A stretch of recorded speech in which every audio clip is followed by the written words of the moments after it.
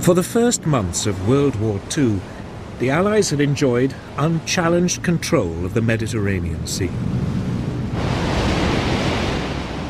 Britain's oil supplies from the Middle East passed through it undisturbed, and communications with the Empire in India and the Far East were secure.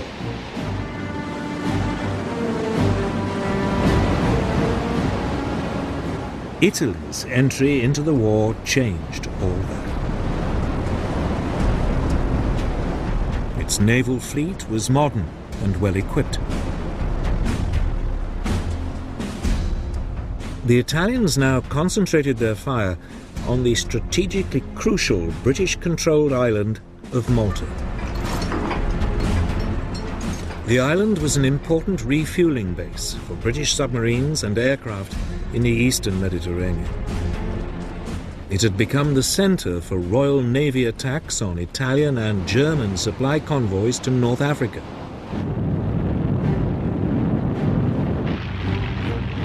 In summer 1940, Italy bombed it.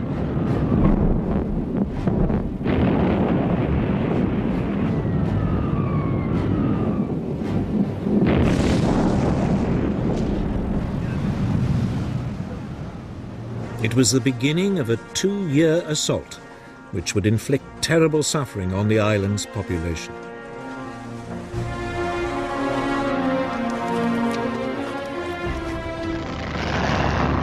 Yet for all Malta's strategic significance, Britain was caught on the hop.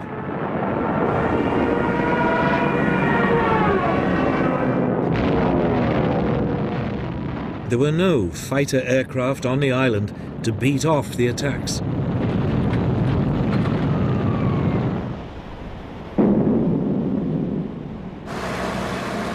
Then, almost by accident, 4 Gladiator fighter biplanes were found in crates on the island. They were hastily assembled.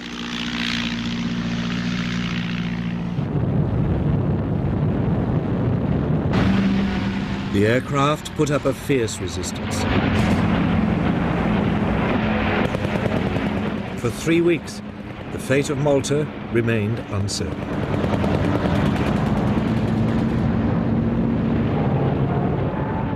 Then, finally, British fighter reinforcements arrived, and the Italian bombers were temporarily beaten off.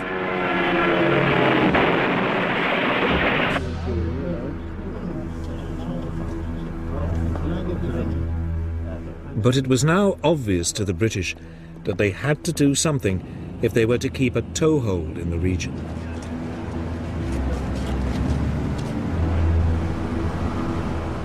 That winter, Britain launched what it hoped would be a knockout blow against the Italian Navy.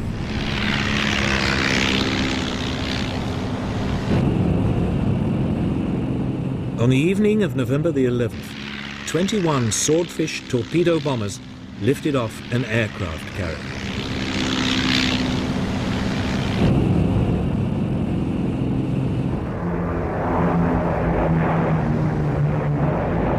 They swept in on the Italian fleet, anchored in its base at Taranto.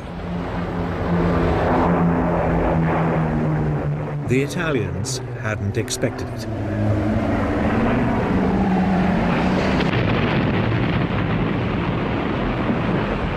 Three of Italy's 6 battleships were crippled. 4 months later, Britain struck again.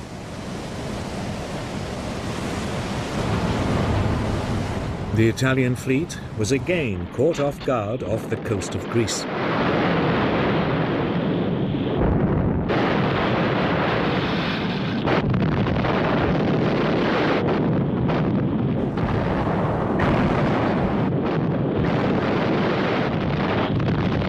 A 4th Italian battleship was damaged.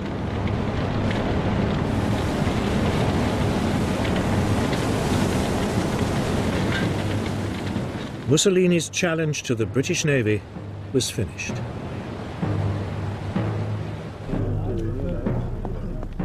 It was a turning point for Hitler, too. It was now clear that Italy could no longer be depended on to maintain control of the Mediterranean. It meant his supply lines to North Africa were at risk of being cut off. Germany decided to take a direct hand.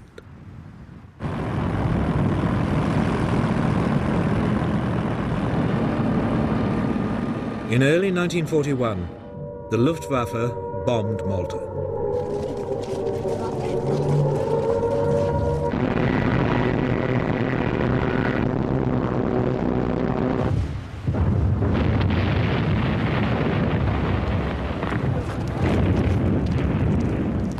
The island took another severe battering. The attacks continued, month after month. Yet the British garrison hung on. During an interlude in the German bombardment in autumn 1941, it even managed to step up its attacks on the Axis supply convoys to North Africa.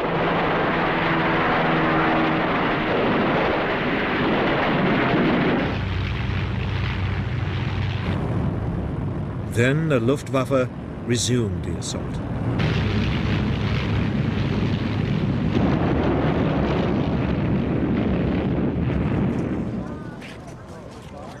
But despite the battering, the people of Malta held on.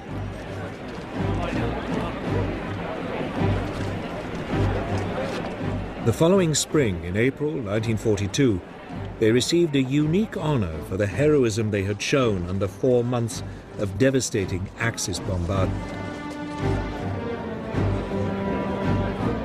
The island was awarded the George Cross, Britain's highest award for civilian courage.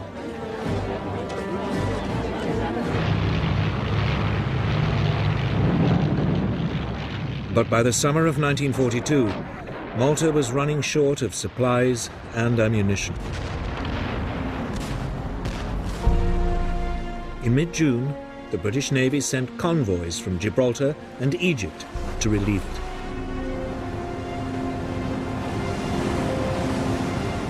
But the Germans were waiting.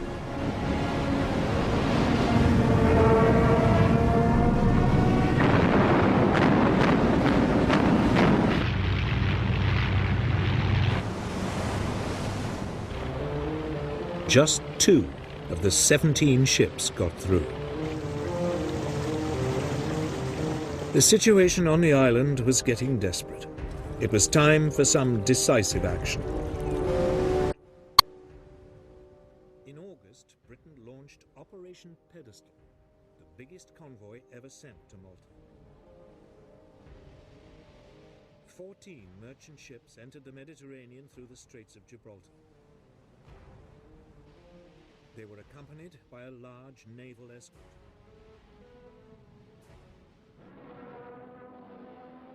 Almost immediately, they ran into German opposition.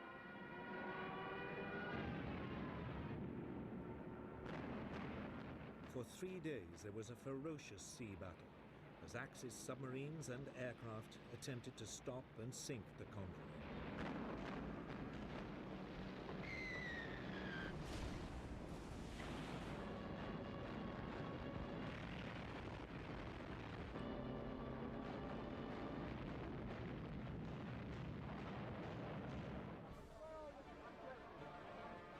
Finally, on the 4th day, 5 of the British merchant ships made it into port.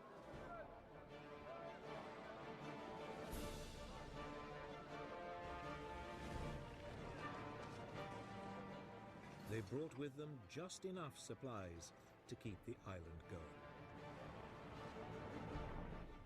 Malta had been rescued. It meant the Allies could continue to harass the Axis supply lines to North Africa. It was a strategic advantage that was about to prove crucial to the future of what would happen in North Africa.